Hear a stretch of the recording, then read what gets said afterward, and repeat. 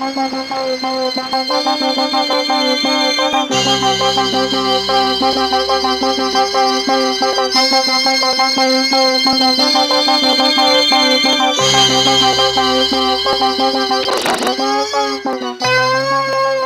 the Earth had a name, before man knew of planets, the sun was a mysterious force to be worshipped as a god or harnessed to serve man. Today, most of the mystery is gone, the gods forgotten. But modern science has only sharpened man's desire to somehow tame that incredible outpouring of pure energy, the source of all energy on Earth, the sun.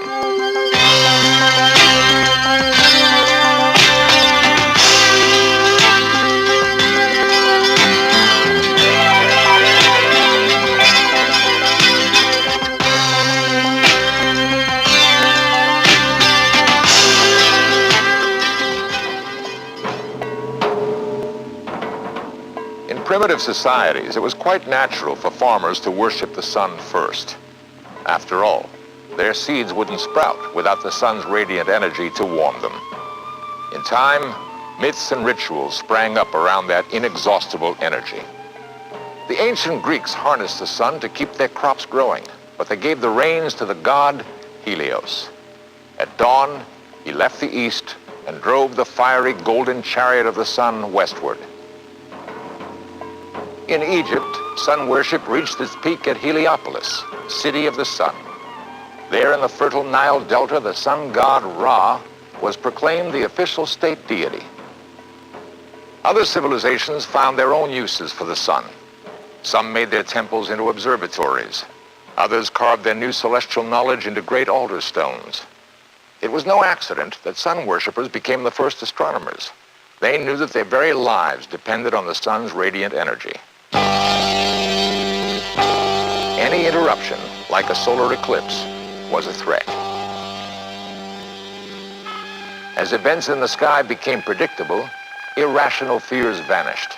The gods were subdued. Finally, man was free of myth and magic, free to apply his scientific method to tap the source of all energy, the direct rays from the sun. But is all energy really from the sun? What of human energy? Muscle power. Photosynthesis is the chemical process in plants that stores up the energy of sunlight in the form of glucose, the main building block of carbohydrates. This stored up solar energy is then consumed by man, directly in a salad or indirectly in a T-bone steak. It is solar energy that keeps this plant from falling to the floor. The sun's energy converted to food is being reconverted to muscle energy in my arm. What about the water power that man uses to move barges and turn generators? That's solar energy, because water could not release latent energy in flowing down to the sea if the sun's rays had not lifted it up into the air first. This process, evaporation, is no small task.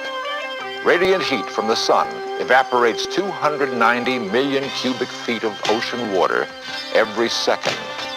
And of course, what goes up must come down. But surely it's wind power, not solar energy, that moves sailboats and turns windmills. Not so. The wind rises whenever the rays of the sun warm the Earth's surface to different temperatures, setting up convection currents. Can the energy from fossil fuels, oil, natural gas, coal, possibly be traced back to sunlight when there's no way for sunlight to reach them far underground? They were above ground once, soaking up energy from the sun. Fossil fuels are the buried residue of once living animal and vegetable organisms, stored up energy from the sun, waiting through the ages for man's ingenuity to release it again in useful ways. Today, nearly half the world's energy comes from petroleum, much of which is converted to electricity by generators like this, or used as fuel oil to heat our homes. And all of it comes indirectly from the sun.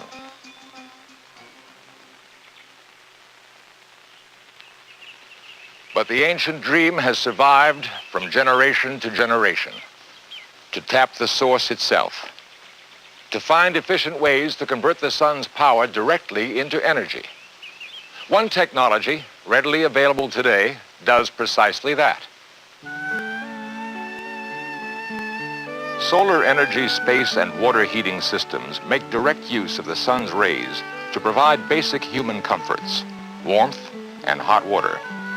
Though widely used in other countries with sunny climates and common in our own Sunbelt states, there are not many as yet in the colder, frequently cloudy northern states. The owners of this home on New York's Long Island, Mr. and Mrs. Robert Stoll, explained their interest in solar heating.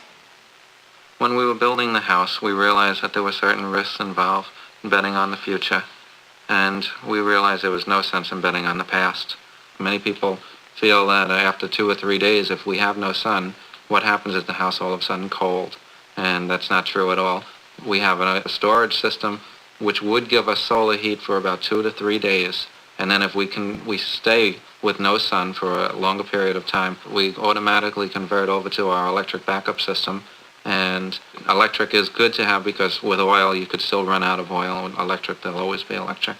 I tell you, I feel my house is cleaner. I don't have to worry about so much soot and dirt in the house as I did when I had an oil burner.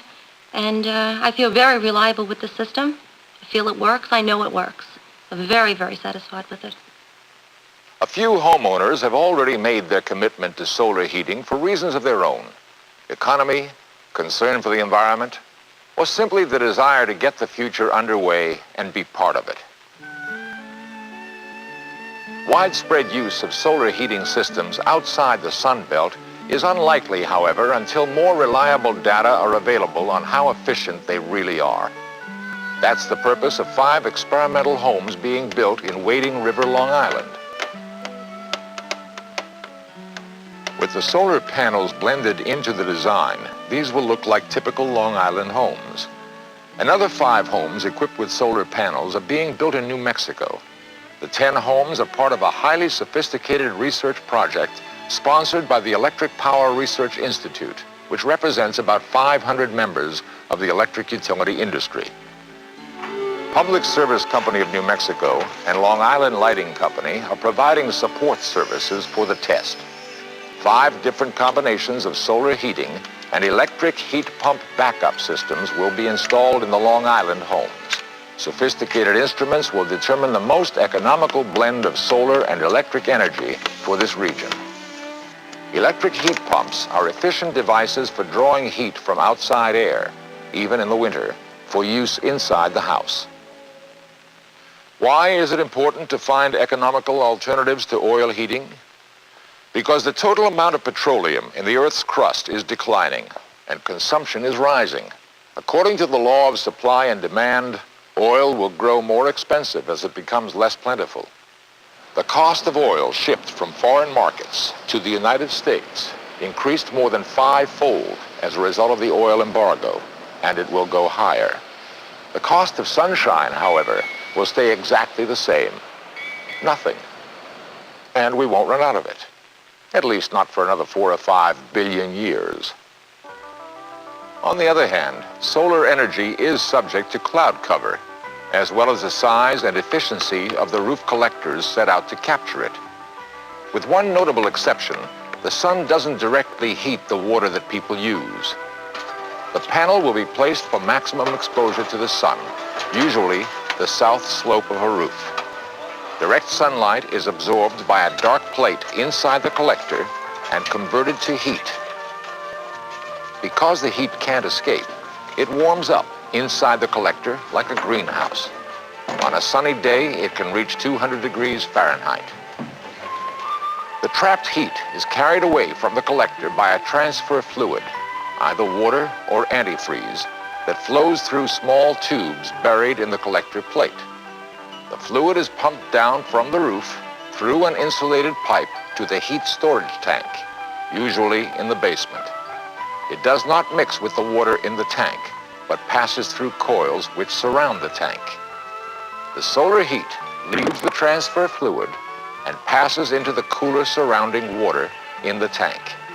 Then, the fluid is pumped back up to the roof collector for another load of solar heat. Oh yes, the notable exception. In the case of a solar-heated swimming pool, pool water is pumped directly through the collector panel. There is no transfer fluid. And you don't need a storage tank. You're swimming in it. For heating the air inside a house with solar energy, there are basically two systems. In one, a transfer fluid heated in the roof collector and driven by a circulating pump runs through coils in front of an air blower to warm the interior air. Then runs back up to the collector. At night, heat from the storage tank is picked up by the circulating transfer fluid and pumped to the air blower. The other system for space heating pumps air, not fluid, through the roof collector. Again, the solar heated air is either circulated through the house for immediate use or is sent to a heat storage container in the basement. In this case, the container holds perhaps 12 tons of small rocks that absorb and retain the heat until it's needed.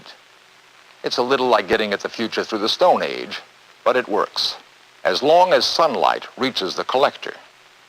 On Long Island and throughout the Northeast, overcast skies are common, and the stored solar heat could be used up. So a backup heating system is essential. How efficient are electric heat pumps for this purpose? How long will it take to recover installation costs? What are the savings in fuel and maintenance? How will tax rebates or subsidies for energy conservation apply? These are some of the questions to be answered at Wading River. Very little of the sun's outpouring of radiant energy is being harnessed to serve man. Solar heating systems use an insignificant fraction, so the major challenges remain. The light rays that left the sun when this film began are already here, but the practical technology for converting large quantities of this radiant energy directly into electricity, for example, is still a long way off. It may not be ready in this century, according to Dr. Mike Rusak, a researcher in photovoltaic cells with Grumman Aerospace Research Department. While significant progress has been made, extensive research and development remains to be done before photovoltaic energy conversion becomes practical. But the potential payoff is very large because once we've got it, it's a clean and plentiful energy source. We are currently trying to improve the conversion efficiencies in these devices as well as to reduce their cost. They're really too expensive for anything but most specialized applications, such as powering space satellites. Yet if cost reductions can be effected, it has been predicted that approximately 5% of the United States power requirements could be satisfied by photovoltaic converters by the year 2000. Solar energy development has found supporters even among those who might be thought of as competing energy suppliers. Will Yule, president of the Long Island Lighting Company, explained his company's position on a visit to the Wading River construction site. Frankly, what we'd like to do is to convert what may be viewed as a potential competitor, the sun, into a valued partner to the electric industry, a partner that can help us accomplish three goals. First, to make the cost of home heating as low as possible. Second, to reduce our dependence on oil. And third, to improve the utilization of electric generating capacity. New, efficient electric generating capacity is costly, but to the extent that it's required to match the peak demands of our customers, it must be provided. If this capacity is underutilized at certain seasons of the year or at some times of the day, it can contribute to higher electric rates. Greater use of off-peak electricity, however, can help hold down the cost of electricity for everyone. On Long Island, electricity produced at 3 a.m. on a cold winter's night costs a lot less to produce than electricity which is delivered at 3 p.m. on a hot summer day. Therefore, there's a natural partnership with solar energy, because electricity costs less when the sun is not shining. With 1/17 of the world's population, the United States is the world's most productive nation. It also has the highest standard of living. These accomplishments have been gained with the aid of energy produced from low-cost fossil fuels, now becoming a thing of the past. For the present, we must make use of all the forms of energy available to us, and we can't afford to waste it. Large-scale solar energy technology and the prospect of controlling thermonuclear fusion like that produced on the sun, are very much of the future. While coal and nuclear fission are our most abundant energy forms, we will also need other energy sources as a bridge to the new technologies of the 21st century.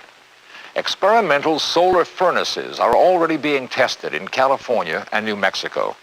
At one, 4,000 mirrors will focus sunlight on a steam boiler to produce enough electricity for a community of 6,000 people, taking the child's magnifying glass a giant step forward. Technical and economic feasibility studies are now underway for orbiting satellites which will convert solar energy to electricity in space. Then beam it to Earth, rain or shine, in microwave form. Enough electricity to serve a city the size of New York. There is even some conceptual progress on an automobile powered by solar energy, which could do a lot to clear the air.